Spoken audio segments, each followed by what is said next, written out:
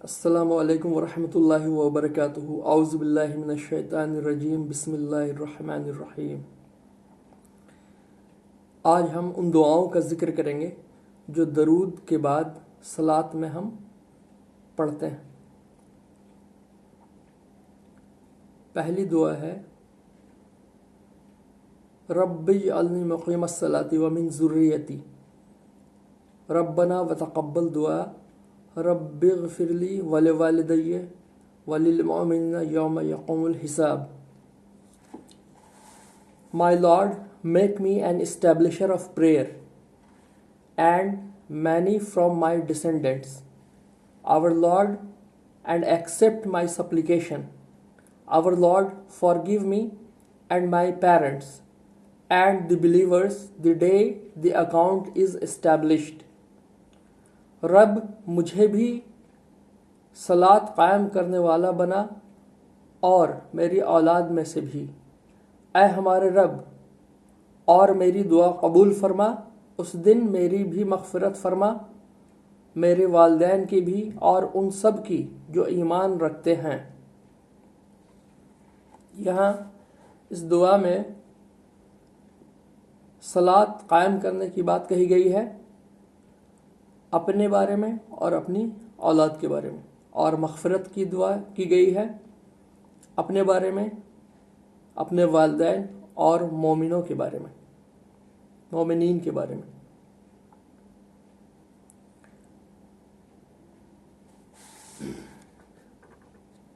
اب صلاۃ قائم کرنے کی جہاں تک بات ہے تو اس سے ریلیٹڈ کچھ اور آیتیں ہیں جن کو ہم پڑھتے ہیں۔ اتلو ما اوحی الیک من الکتاب قم الصلاۃ ان الصلاۃ تنہی عن الفحشاء والمنکر ولذکر اللہ الاکبر واللہ یعلم ما تصنعون۔ جو کتاب آپ کی طرف وحی کی گئی ہے اسے پڑھیے، اور یقیناً صلاۃ بے حیائی اور برائی سے روکتی ہے، بے شک اللہ کا ذکر بہت بڑی چیز ہے، تم جو کچھ کر رہے ہو اس سے اللہ خبردار ہے۔ تو یہاں ان آیتوں میں بتایا جا رہا ہے کہ اتلو ما اوحی، یعنی پڑھو وحی کو جو تمہاری طرف بھیجی گئی ہے، اور صلاۃ قائم کرو۔ اور صلاۃ قائم کرنے سے کیا ہوگا کہ فحش سے اور انکار سے بچیں گے۔ تو یہاں پر جو اس صلاۃ کی دعا کی گئی ہے، اقم الصلاۃ کی، اور اس صلاۃ سے فحش سے بچنے کی اور انکار سے بچنے کی فائدے اور ترغیب دی جا رہی ہے۔ وَلَذِكْرُ اللَّهِ الْأَكْبَرُ، اور اللہ کا ذکر، ساتھ ساتھ اللہ کے ذکر کے بارے میں بتایا جا رہا ہے۔ تو اللہ کے ذکر جتنے بھی رسول صلی اللہ علیہ وسلم نے، محمد صلی اللہ علیہ وسلم نے دعائیں بتائی ہیں، ان دعاؤں میں اللہ کا ذکر ہے، اور ان دعاؤں میں ہمارے لیے فائدے ہیں۔ تو ان ذکر کا ساتھ ساتھ، یعنی اللہ کی کتاب کو پڑھنا، اور اقم الصلاۃ، اور ذکر، اللہ کا ذکر، اللہ کا ذکر صلاۃ میں بھی ہے، اللہ کا ذکر دعاؤں میں بھی ہے جو رسول صلی اللہ علیہ وسلم نے ہمیں بتائے ہیں، اور جو بھی ہم عمل کرتے ہیں اس سے اللہ خبردار ہے۔ تو اس طرح سے ہم نے صلاۃ کی پہلے دعا مانگی، اور اس صلاۃ سے ہونے والے فائدے کے بارے میں، اور اللہ کے ذکر سے ہونے والے فائدے کے بارے میں بتایا گیا۔ اب صبر اور صلاۃ کے بارے میں ایک دوسری آیت میں، اور یہ آیت جو تھی یہ آل عمران سے تھی، اتلو ما اوحی الیک، آل عمران، یہ آیت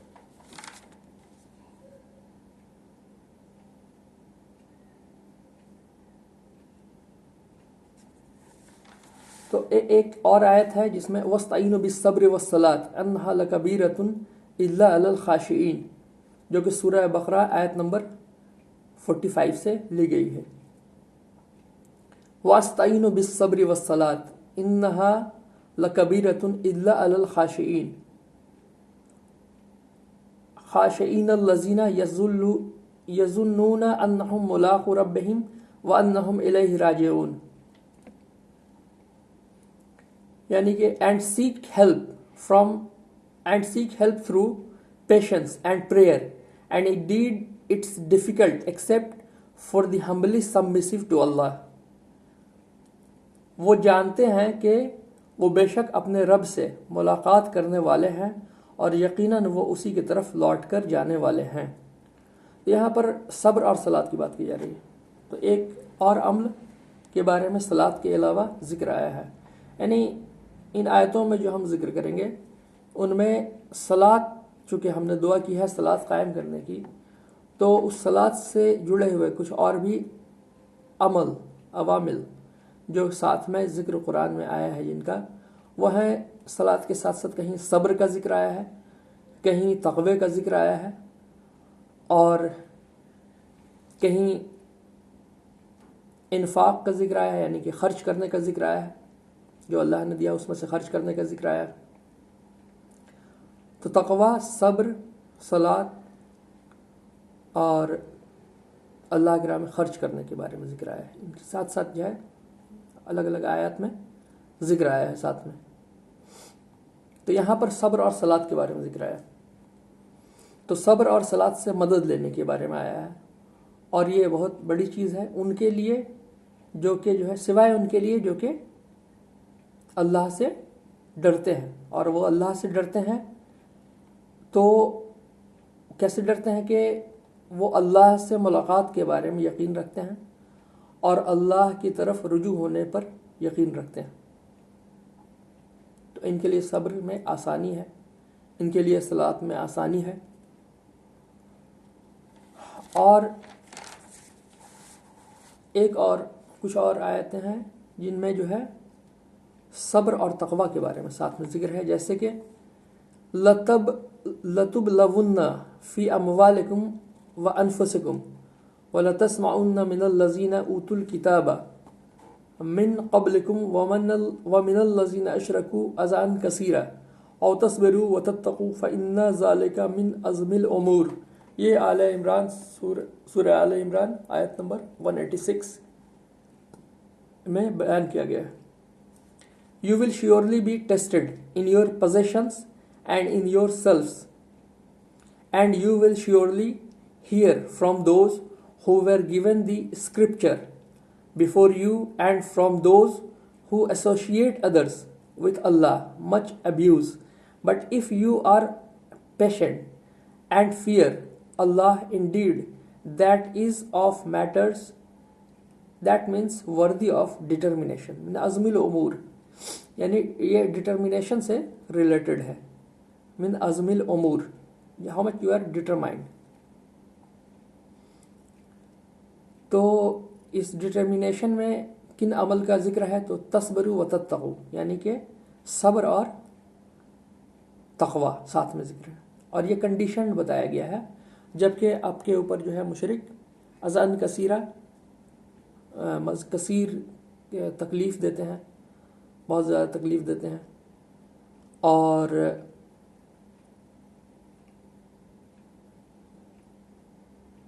اس میں جب اللہ آپ کو آزمائے گا، آپ سے، آپ کے نفس سے، انڈیویڈول سے، اور آپ کے مال سے، تو ان آزمائش میں اور ان تکلیفوں میں آپ اگر صبر اور تقوی سے کام لیتے ہیں تو یہ ایک ڈٹرمنیشن کی بات ہے۔ تو یہاں پر صبر اور تقوی کے ساتھ میں ذکر آیا۔ اب ہم چونکہ چلے تھے اقیم الصلاۃ سے، پھر تقوی پر آئیں، اور تقوی اس سے پہلے جب فحش سے بچنے کی ذکر آئی تھی، جبکہ جو ہے اقیم الصلاۃ سے فحش سے بچنے سے بھی تقوی ہی آئے گا، اور وہ آ رہا ہے اقیم الصلاۃ سے، تو اقیم الصلاۃ سے تقوی تو آ ہی رہا ہے، اور صبر اور تقوی کی بعد میں بات ہوئی ساتھ میں، اور ہم سے یہ بھی کہا گیا کہ جو ہے صبر اور صلاۃ سے مدد لینے کے لیے. اور صبر کیسے آئے گا؟ تو اللہ کے ڈر سے. اور اللہ کا ڈر کیسا؟ جو کہ جو ہے ہم اللہ کی ملاقات اور اللہ کی طرف رجوع کرنے کا یقین رکھتے ہیں. اب یہاں پر ایک اور آیت ہے جہاں پر صبر، تو یہاں پر جو ہے تقوی کی تو بہت اہمیت بتلائی جا رہی ہے اور ساتھ میں صبر کی بھی اہمیت بتلائی گئی. لیکن ایک اور آیت ہے جہاں پر صبر اور تقوی کا ساتھ میں ذکر ہے. اس آیت میں کہا گیا ہے کہ یہ آیت ہے الطور، سورہ الطور، آیت نمبر 61. اصلحوا فاصبروا او لا تصبروا سواء علیہم انہا تجزون ما کنتم تعملون. جاؤ دوزخ میں، اب تمہارا صبر کرنا اور نہ کرنا تمہارے لیے یکساں ہے، تمہیں فقط تمہارے کیے کا بدلہ دیا جائے گا. تو یہاں پر جو ذکر آیا ہے صبر کرنے اور نہ کرنے کا برابر، لیکن یہ ذکر ہے جہنم کا. اور جہنم میں صبر کرنا، اور ظاہر سی بات ہے صبر کرنا تو دنیا پر کے لیے ہے، جہنم میں صبر کرنا اور نہ کرنا برابر ہے. تو پتہ چلا کہ یہ اصلاح ہے، جاؤ دوزخ میں، اب تمہارا صبر کرنا اور نہ کرنا تمہارے لیے یکساں ہے، تمہیں فقط تمہارے عمل کا بدلہ دیا جائے گا. تو عمل کیسا؟ ان المتقین فی جنات و نعیم، یعنی پرہیزگار لوگ جنتوں میں اور نعمتوں میں ہیں. تو تقوی کا یہاں پر جو ہے اہمیت بتایا جا رہا ہے. تو ہم صبر کی نفی نہیں کر رہے ہیں اس جو ہے آیت سے، بٹ لیکن تقوی کی اہمیت کا ذکر ہے یہاں پر. تو جنتی جو ہوں گے، جنتوں و نعیم، جنتوں میں اور نعمتوں میں کیسے لوگ ہوں گے؟ پرہیزگار لوگ، متقی لوگ. تو تقوی کا صبر کے ساتھ پہلے بھی جو ہے بتایا گیا، ذکر کیا گیا، اور یہاں پر بھی تقوی کی اہمیت بتائی گئی ہے.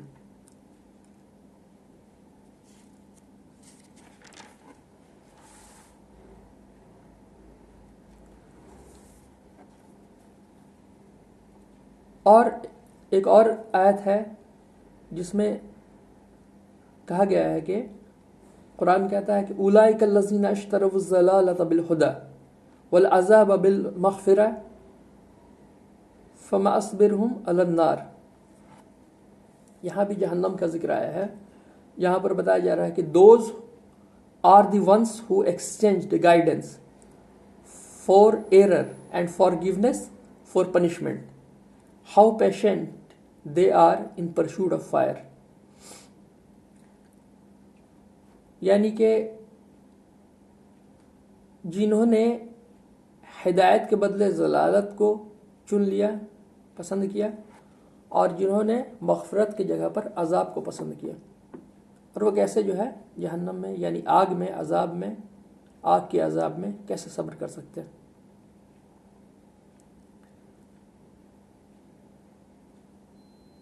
اور عذاب فتنہ سے مشابہ ہوتا ہے. فتنہ اور عذاب میں فرق ہے، لیکن فتنہ عذاب کے مشابہ ہوتا ہے.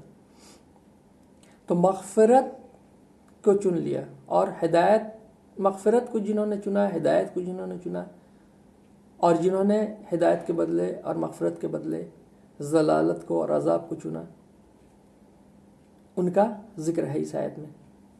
اور اس سے ریلیٹڈ پھر بتایا گیا ہے کہ فما اصبرهم علی النار، کہ کیسے جو ہے آگ کے عذاب میں صبر کریں گے.